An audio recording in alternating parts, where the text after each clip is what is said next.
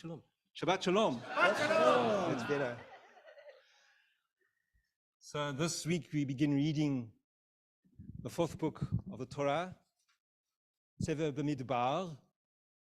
B'Midbar means in the wilderness, because it opens with God speaking to Moses in the wilderness.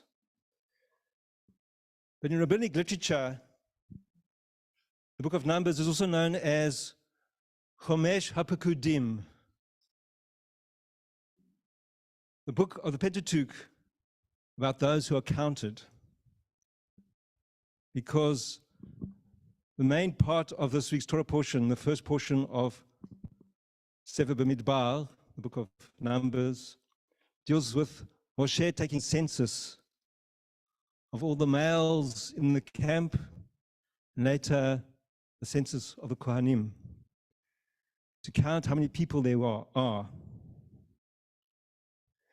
Hence, the Latin name for the book, Numeri, translated into English as Numbers, the book of Numbers. Counting things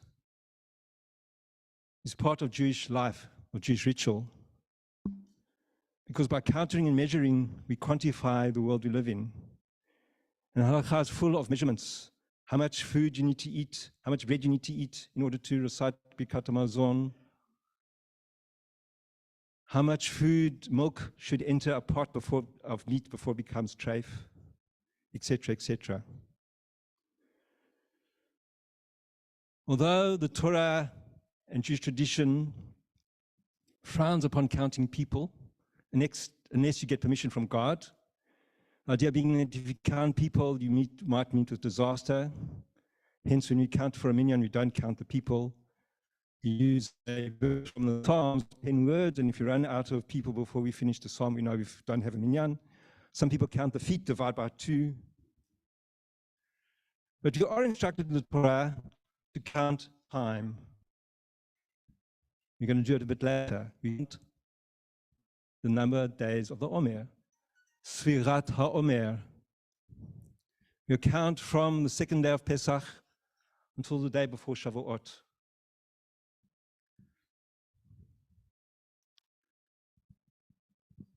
Counting is closely related to expressing and naming things.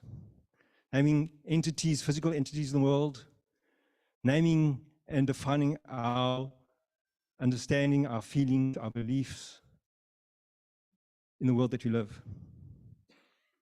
Indeed, by counting and naming things, we're completing God's creation.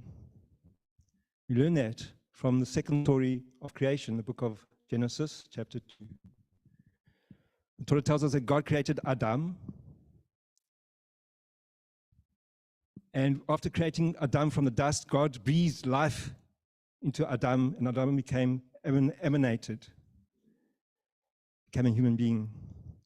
Interestingly, the official Aramaic translation of the Torah, Targum Onkelos, understands it to mean that God put the gift of speech into Adam.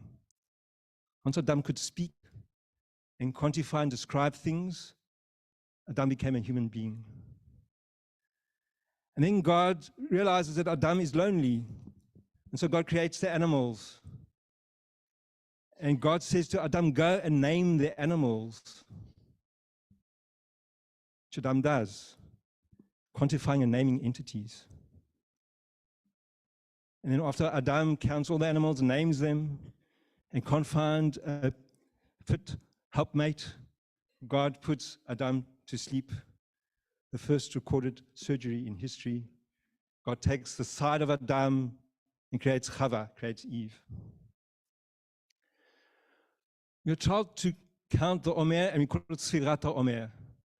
It's interesting that the root for the word Sfira, those who know your Hebrew, Samach Pei Reish, also it's the root for to tell a story, l'saper.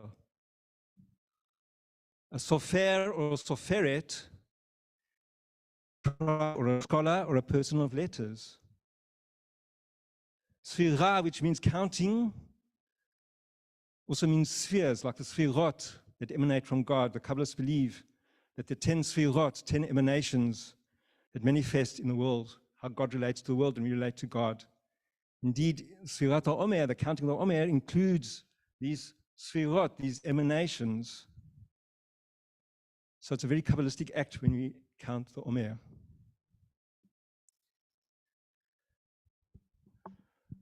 The sfirot come from Ein Sof, the one without end, namely God.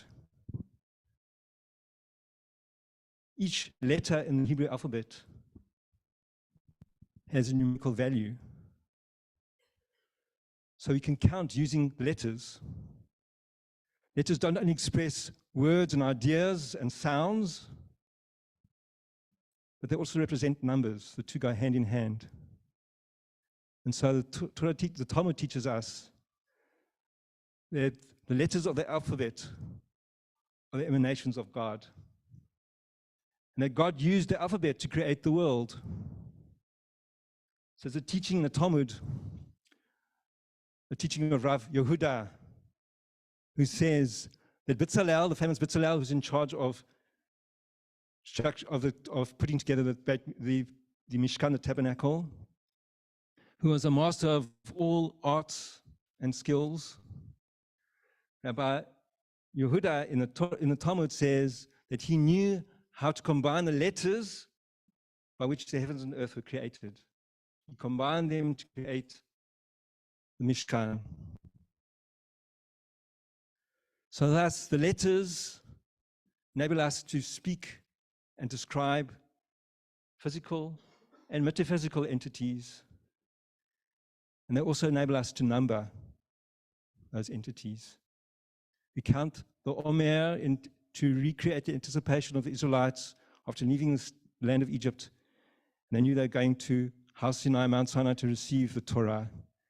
We reenact that anticipation by counting upwards towards Shavuot, not down like many people do.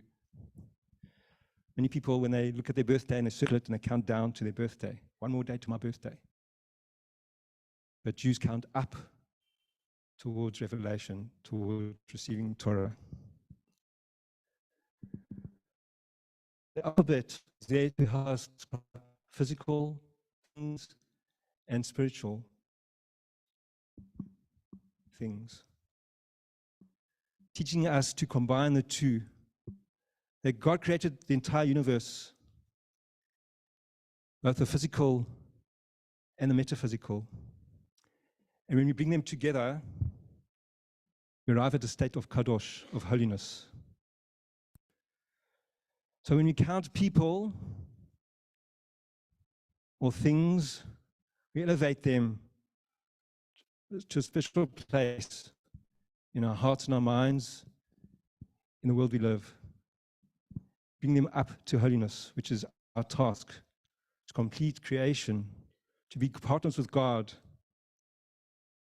We need to use language and numerology to quantify and count.